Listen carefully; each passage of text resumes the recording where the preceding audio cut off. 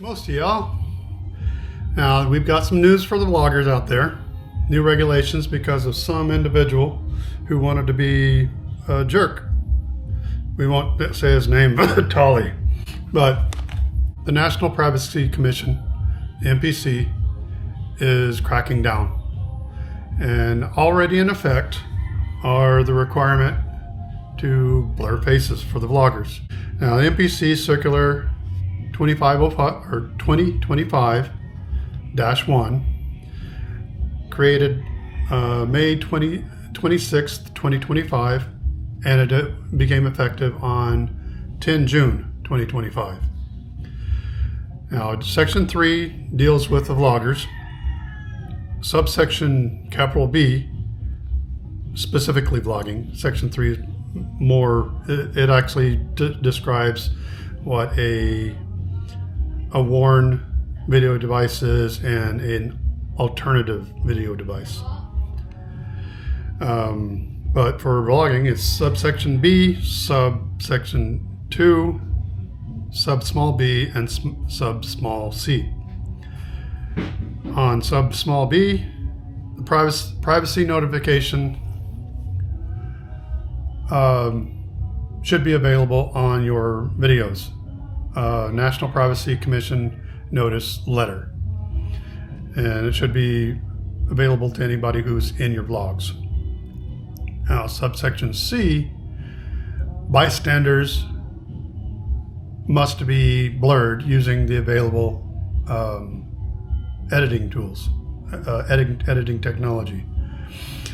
Now, this may kill vlogging in the Philippines. It may not. It doesn't affect tourists, as it's stated in the circular. Still it's been proposed the registration of vloggers to the NPC, National Privacy Commission. Minimum violations can be minimum fine of 5,000 pesos to a maximum fine of 50,000 pesos. There also can become criminal charges and sanctions. Also civil and libel suits. Yeah, this may kill vlogging tourism just because people don't want to deal with the hassles. But it's not too different from the privacy privacy laws in Japan. Because in Japan, bystanders should be blurred if they're not part of your video or you don't have specific permission to display their face. Vloggers, I've already heard at least one vlogger's like, I'm out of here if this stuff takes effect. So hopefully they'll readjust this and just do nuisance vloggers or nuisance videos. Let's see, turn the page here. So in summary, vloggers must blur faces of bystanders, especially, I forgot to mention, especially of children and the vulnerable. I don't know how you're going to identify a vulnerable person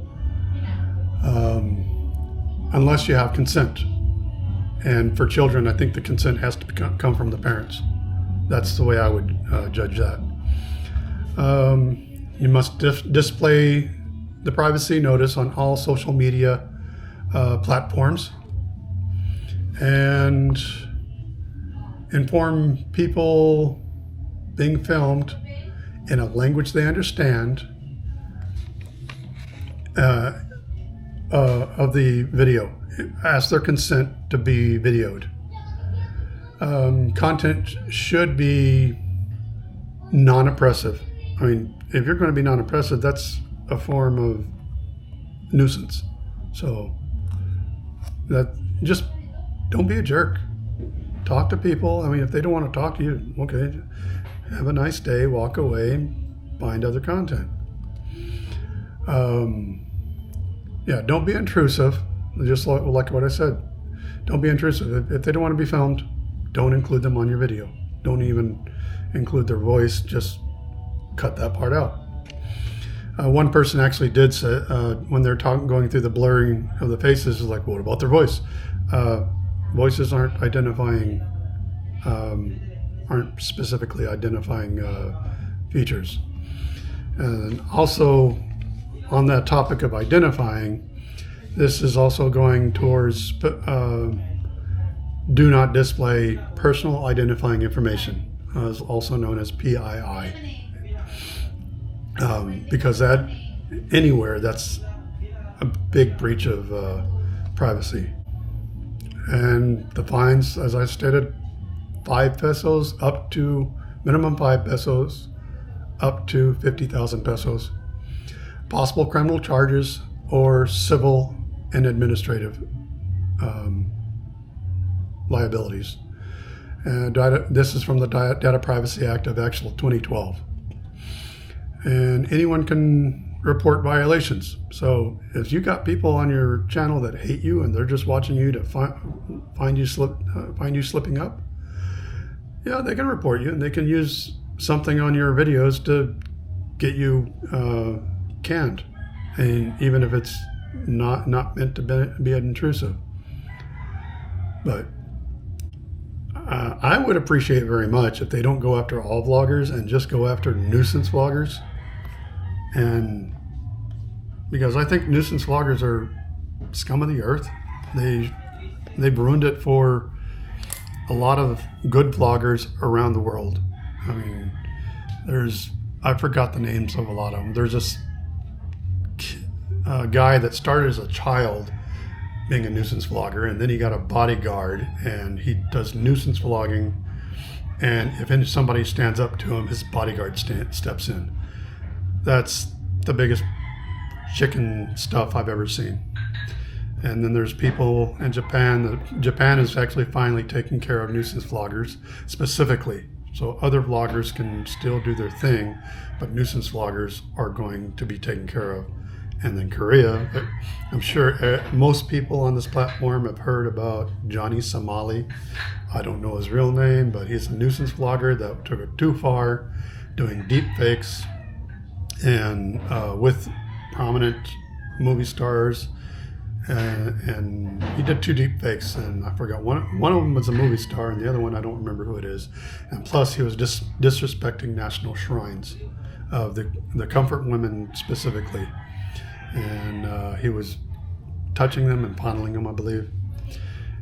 But what finally got him was there's at least 2 charges, probably more, for interruption of business or something like that, where he was just being a nuisance in a convenience store, throwing noodles and just making a mess and drinking in public.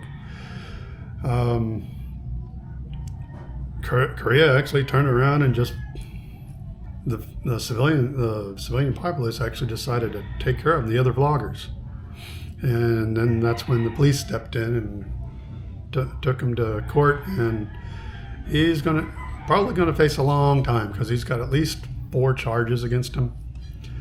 But let's hope Philippines goes that way instead of intruding on every vlogger's livelihood.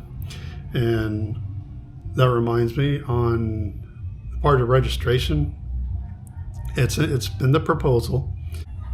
Some vloggers are thinking that the registration is for taxation purposes. It's like, if you're an American in the Philippines and the U.S. have a treaty or pact, I can't remember, some type of agreement where Philippines won't tax American citizens living in the Philippines because America will tax them. The different countries will take care of their own taxes for their citizens. But that's about it. And also, on another note, talking about people getting away with stuff or not, there's been some foreigners that are over 60 on SRRV that have been claiming the Filipino senior citizen discount. And this is for Filipino citizens only.